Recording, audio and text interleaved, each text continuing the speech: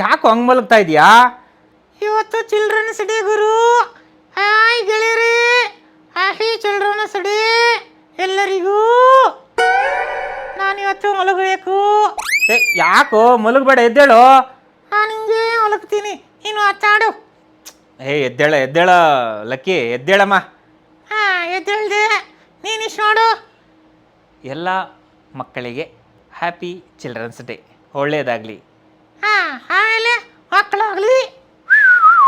Guys, ನಾನು ಒಳ್ಳೇದಾಗಲಿ ಅಂದರೆ ಇವನು ಮಕ್ಕಳಾಗಲಿ ಅಂತವನೆ. ಅವರೆಲ್ಲ ದೊಡ್ಡವರಾಗಬೇಕು. ನಿನ್ ಥರ ಕತ್ತೆ ಥರ. ಹಂಗಲ್ಲ ಚಿಂಟು, ನಿನ್ ಥರ ಒಳ್ಳೆ ಮಾತು ಕಲಿಬೇಕು. ಈಗ ಒಕ್ಕೊಂಡೆ.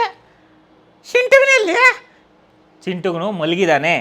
ಯಾಕೆ ಕರ್ಕೊಂಬ.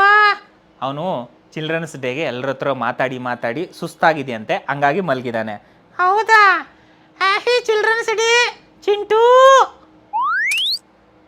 ಮಾತಾಡಲಿಲ್ಲ. ಅವನು ಮಲಗಿದಾನಲ್ವಾ, ತುಂಬ ನಿದ್ದೆ ಮಾಡ್ತಿದ್ದಾನೆ, ಮಾತಾಡಲ್ಲ. ನೀನು ಸ್ನೇಹಿತರ ಜೊತೆ ಮಾತಾಡೋ.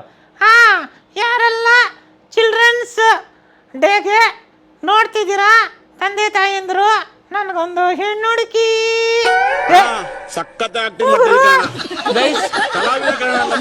ಅಲ್ಲ, ಚಿಲ್ಡ್ರನ್ಸ್ ಡೇ ಇದೆ ಗೊತ್ತು, ಚಿಲ್ಡ್ರನ್ಸ್ ಡೇಗೆ ವಿಶ್ ಮಾಡ್ಬಿಟ್ಟು ಅವ್ರ ತಂದೆ ತಾಯಿ ನೋಡ್ತಾ ಇದ್ರೆ ಇವನಿಗೊಂದು ಹೆಣ್ಣು ಹುಡುಕ್ಬೇಕಂತೆ.